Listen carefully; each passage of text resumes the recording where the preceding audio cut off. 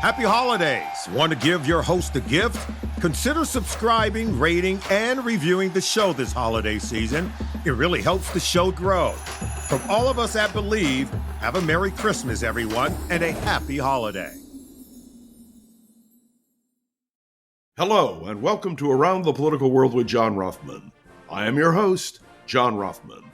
If you're a fan of the show, make sure to hit the follow button on the top right of Apple Podcasts, Spotify, or wherever you are listening at this very moment. When you hit follow, leave a review or share an episode with a friend. It helps other people discover the show, keeps us going. As I like to point out each and every day, it expands our base. I want to speak with you this morning about a very unpleasant subject, and I'm going to do it frankly and candidly. On August the 18th, 1790, George Washington, America's first president, wrote a letter to the Hebrew congregation in Newport, Rhode Island. And among the words found in that particular message was this: to bigotry, no sanction. In other words, this country was founded on the principle of no bigotry. Now, you and I know that really isn't true. There was bigotry in our country, including the bigotry we felt when it came to slavery. And we know that America fought a civil war. And we know that the 13th, 14th, and 15th Amendment to the Constitution of the United States, each one of those amendments was designed to deal with bigotry. And we've made mistakes. Certainly, we had a great president of the United States, and I use that term advisedly, because until just a few years ago, he was ranked among the great, or at least the near great. His name was Woodrow Wilson. Wilson was a bigot. He is the one who, in Washington, D.C., imposed segregation, discrimination against people of color. It is not new in this country that we have had bigots involved in our government. Now, the question becomes, do you ignore everything that Woodrow Wilson did in terms of his efforts in World War I and beyond, the League of Nations and his articulation of the 14 points? Well, it's true, he deserves credit for that. But I would remind you, even at Princeton University, where President Wilson had served as president of the school, they have taken his name off many of the institution's ideas and thoughts. Wilson, all of a sudden, is not so popular because he gave bigotry sanction.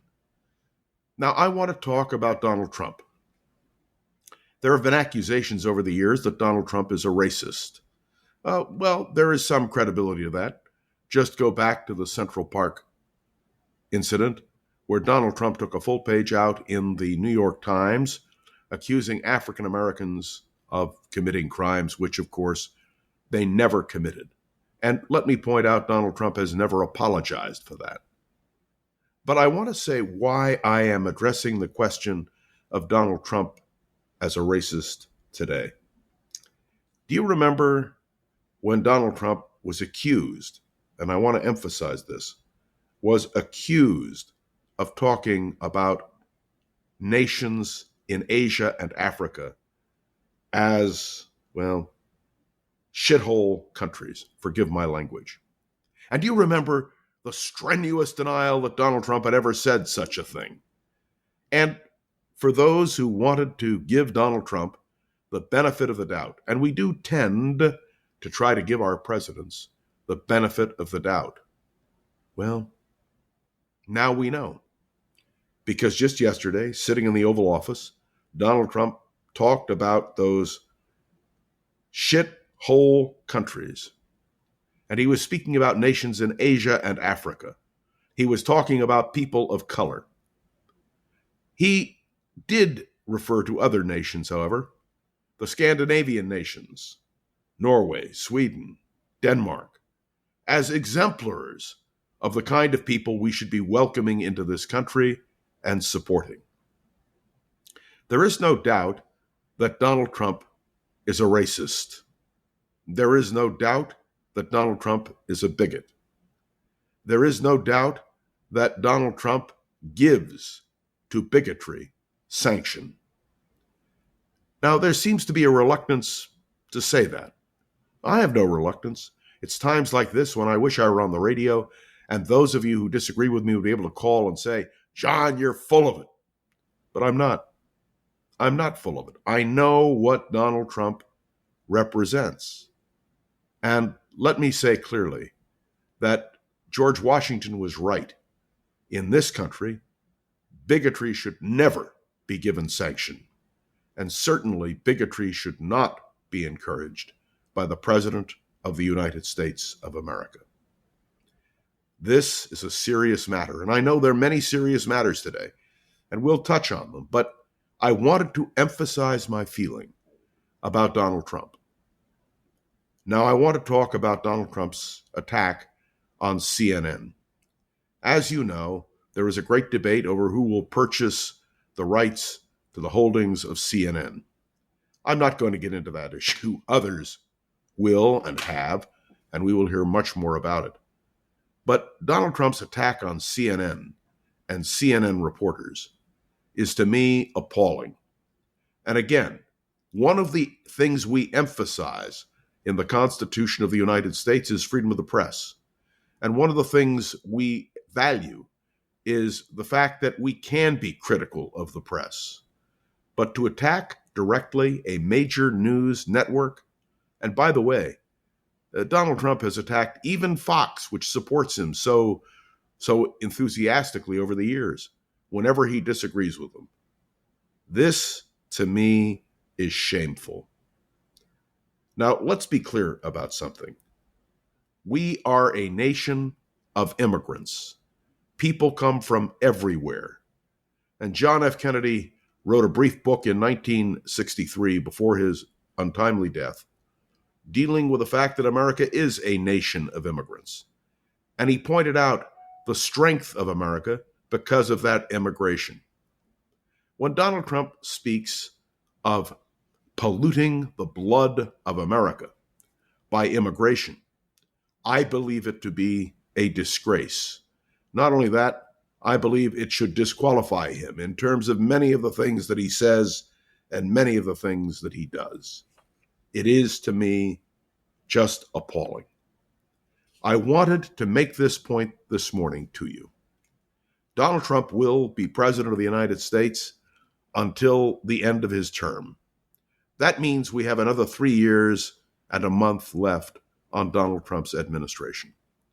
The lessons we are learning, I regret to say, are not positive lessons opposing bigotry. They are, in fact, encouraging bigotry. And that is the point I wanted to make as we open this morning. But there is another question which I think needs to be raised right now. Because today, the United States Senate will vote on two competing health care bills. And it appears that both of these bills will fail. And what that means is that the rates for Obamacare will skyrocket. We know it's going to happen unless some miracle happens in the United States Senate. I am deeply disturbed. Why? Who are the people who are going to be most affected by the failure of our medical system and the failure of the Senate and the House to act? People who need help. There is a message here because many of those people are Trump voters. Many of those people are Republicans. And do you remember the Republican opposition to Obamacare? You remember they brought a repeal of Obamacare to the Senate floor and to the House floor over and over again. I think it was some 60 times. And then the Republicans said, we have a plan. And Donald Trump said, I have a plan. And Speaker Johnson said he had a plan. And have you heard anything about these plans? And the answer is no. One of the things which we understand is that this country needs to have a health care program which will affect all of its citizens in a positive way. We are the richest, most powerful nation in the world. And there is no doubt about the fact that health care is critical. Now, the fact that the President of the United States would nominate for his cabinet and then receiving narrow approval by one vote in the United States Senate, Robert F. Kennedy Jr. to head Health and Human Services, says a lot. It says that the Republicans really don't care about health care for the average American. And then I heard the argument made, well, the Republicans are saying, let's put this in the hands of the patients. Let them have the money. Let them decide how to spend money on health care. I want you to stop and think for a minute. When you go to the doctor, implicitly you are expressing your trust in a doctor. You're expressing your view that the health care you are receiving is the right health care. I know I do that. I go to my doctor and I believe what he says. I trust him because health care is so critical. This is a matter, my friends, of sincere concern. We will no doubt be talking about this later today and tomorrow and the next day. The Republicans do not have an alternative to Obamacare. And what that means is that millions of Americans may not have the ability to be able to afford necessary medical care. And it's all coming to a head because the premium rates on Obamacare are going to skyrocket. And when those premium rates skyrocket, every American is going to be affected. Make no mistake. There can be no doubt about it. What this administration is doing in gutting Obamacare has been the objective of the Republicans for years since its passage. Is there a connection between giving bigotry no sanction and health care? And the answer is yes.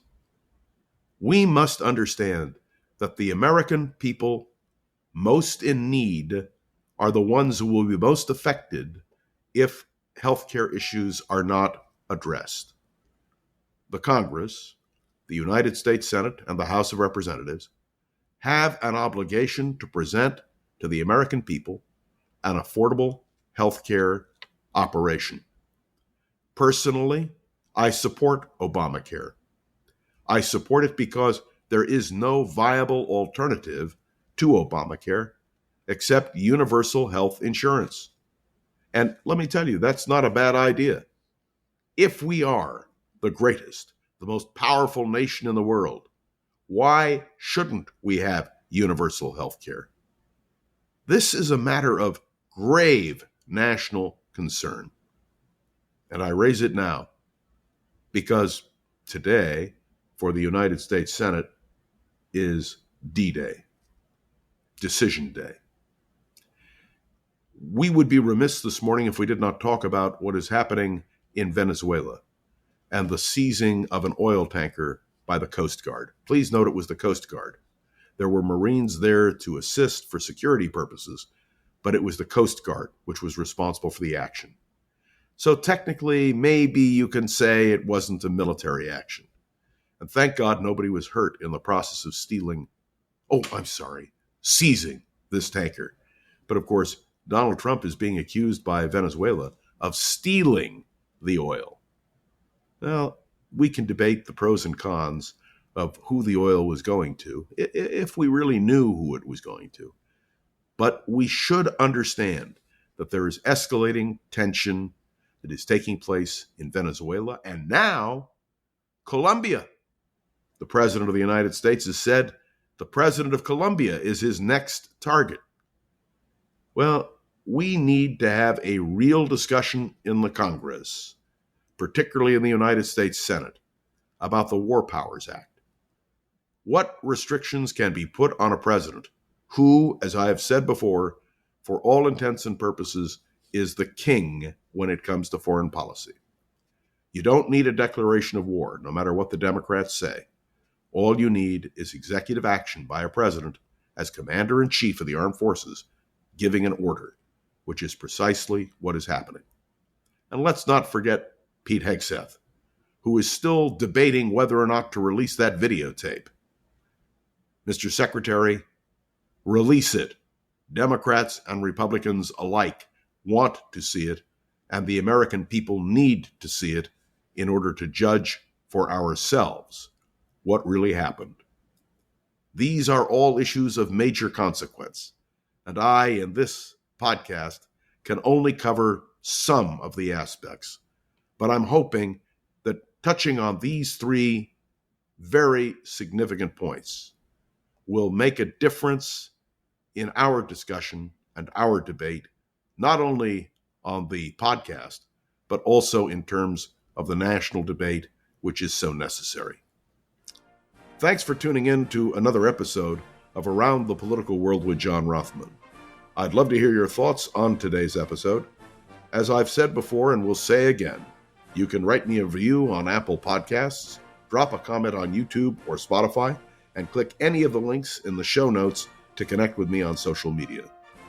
It is important to have this interaction, and I will say what I always say. I regret we don't have the vehicle of radio in order to have the true interactive discussion, which is so necessary. Please remember to share this episode with a friend or colleague so we can continue to grow and expand.